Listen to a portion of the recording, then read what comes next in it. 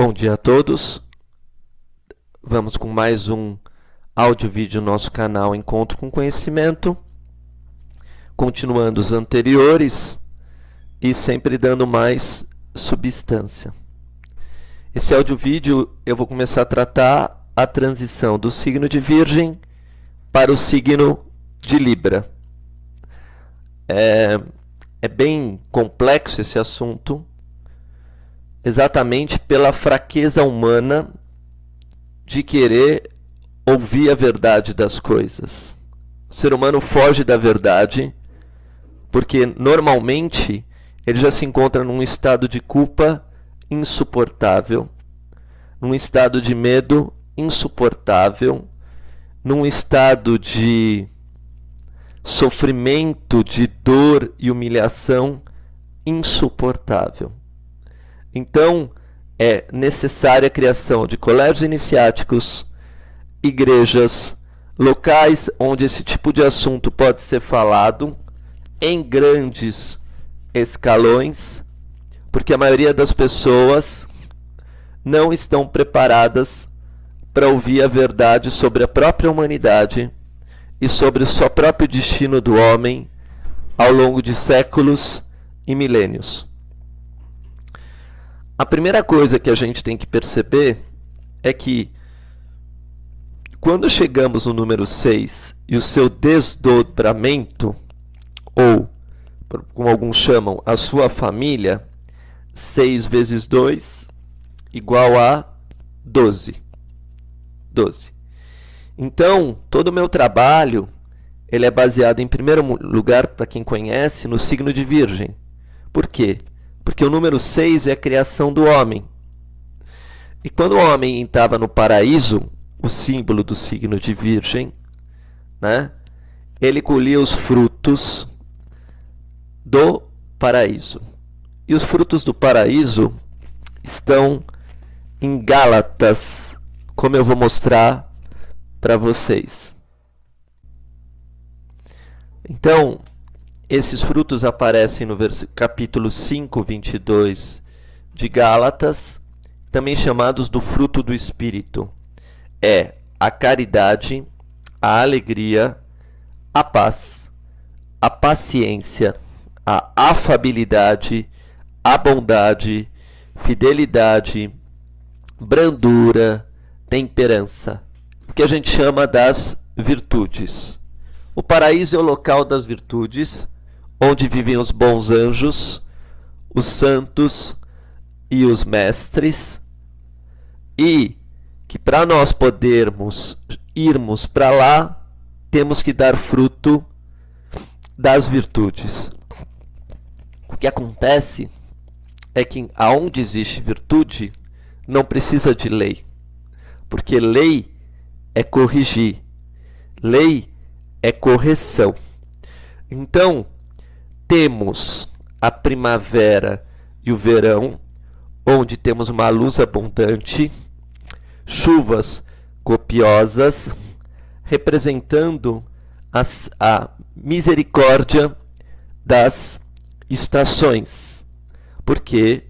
Porque a água, que é o símbolo da vida, como eu já expliquei em outros vídeos, no calor ela evapora e vai para o céu, volta para a sua origem. Não esqueça que temos 70% de água. 70% de água. Então o homem, comparando a sua consciência com a água, com os seus sentimentos, quanto mais forem elevados os seus sentimentos e profundos os seus sentimentos, mais ele alcança moradas celestiais mais altas, níveis espirituais mais altas. Isso está escrito no livro de João. Na casa de meu pai tem muitas moradas. João capítulo 14, 2. Então, podemos refletir isso aqui pelo mundo físico.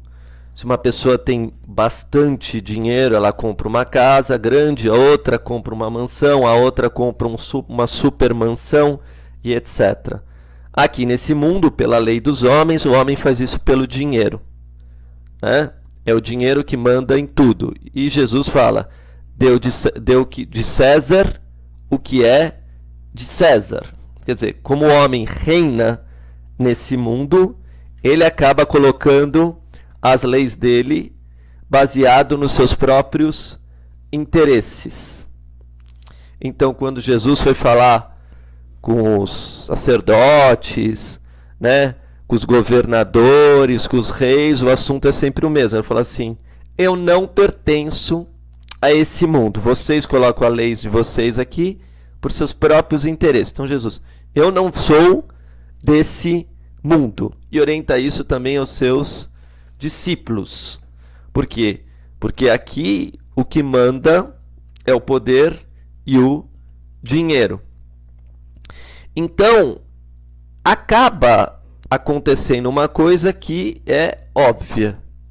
Se o homem começa a seguir, né, os seus próprios propósitos e os seus próprios interesses, ele vai acabar destruindo a natureza. Claro, esse homem que está destruindo a natureza, ele já foi expulso do paraíso. O homem que está aqui hoje, ele está expulso do paraíso. Porque no paraíso, como a gente sabe, os frutos eram as virtudes. E se ele não leva isso em consideração, que é a coisa mais importante para ir para o céu, não é o dinheiro, não é o nome, não é a profissão, não é se você tem filhos, se você deixou de ter filhos, não é nada disso. São as virtudes que você tem. Então, na linguagem figurada da Bíblia, filho também pode ser atos, né? Os seus atos são seus filhos, porque isso vai voltar para você, saiu de você e volta para você. Então, a astrologia, que é perfeita, quando existe a descida de grandes seres, né, de seres muito elevados, eles representam a primavera e o verão, o sol, a luz, a bondade, e eles conseguiram isso ajudando os que estavam embaixo do círculo, os mais necessitados, o gênero humano, as almas que infelizmente foram corrompidas. Os reinos inferiores precisam de luz, né? Então, quando a gente vê um homem não mais puro, que é o símbolo de virgem, né? Aquele homem que se corrompeu, como a própria Bíblia escreve, né? E a terra corrompia-se diante de Deus e enchia-se de violência. Deus olhou para a terra e viu que ela estava corrompida. Toda criatura, né, seguia na terra o caminho da corrupção. Gênesis 6:11, 12. Parece que depois de 2000 anos da época de Cristo, ou desde que a Bíblia foi escrita, há milhares de anos atrás, há muito mais tempo que isso, parece que o homem, os governantes, os prefeitos, os políticos, continuam seguindo aquele versículo, né? A corrupção é uma pandemia, né, na história da humanidade, né? O homem ser corrupto não é novidade nenhuma. Mas também tem outro versículo que fala disso. Lá em Mateus, versículo 4.8, e disse: o demônio transportou uma vez mais a um monte muito alto, e lhe mostrou todos os reinos do mundo e a sua glória, e disse-lhe: dar-te-ei tudo isso, se prostrando diante de mim adorares. Mateus, versículo 4, 8.9. Então, as coisas que estão escritas na Bíblia, elas sempre vão se cumprir, porque o homem as cumpre, né? O homem, Ele mostra para nós que as coisas que estão na Bíblia são verdadeiras.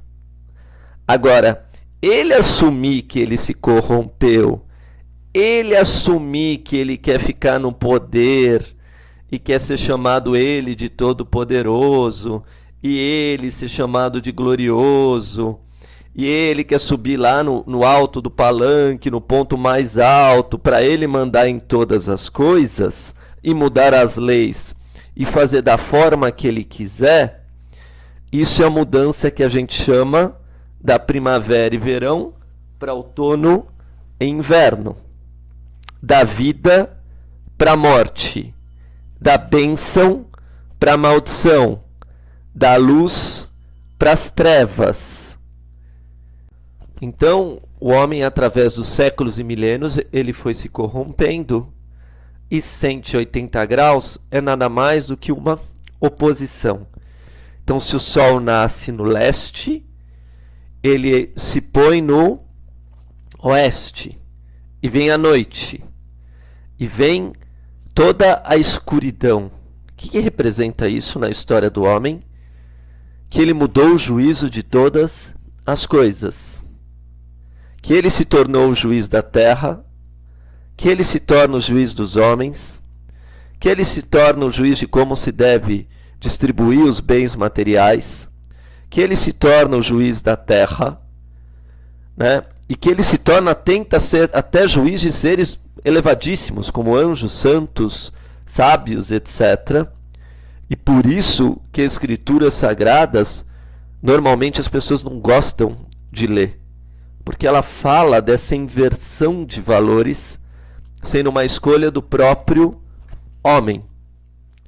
A gente lê isso em muitos lugares, e a necessidade de criar escolas iniciáticas e igrejas onde esse tipo de ensinamento é ouvido para as pessoas de boa vontade é absolutamente necessária, como um refúgio para as pessoas de bem, porque o mundo da corrupção é o mundo do poder, é o mundo da ganância, é o mundo da cobiça, e sempre é destruído.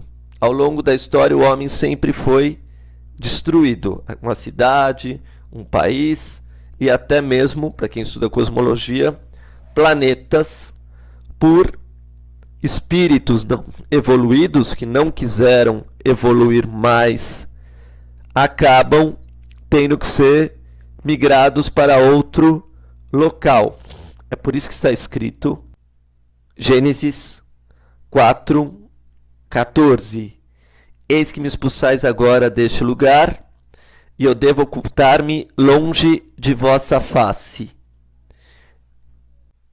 Assim, essa história de todo aquele que faz o mal e que não quer se arrepender e que não pede perdão, ele simplesmente é expulso de um local de luz e começa a vagar, né, sempre rumo ao precipício, sempre rumo ao abismo, porque daí ele acha que o pecado é uma coisa normal, fazer o mal para os outros é uma coisa normal, até que encontramos o nosso planeta da forma que já está, com muitas pessoas que estão no governo, que estavam, né, porque agora vai sair todo mundo, né, que estão no poder, que mandaram na época das trevas. Vamos sempre lembrar que quando chega a época das trevas, a luz se retira, exatamente como o sol vai até meio-dia, a partir da meio-dia e 1 ele se retira e começa a época que a gente chama de sombria, onde a luz perde a força e as trevas tomam conta. Isso aparece nos desenhos animados, nos filmes, é só vocês darem uma olhadinha para reconhecer que esse é um princípio conhecido. Eu vou encerrar esse áudio por aqui e vou continuar esse assunto em outros áudios. Muito obrigado.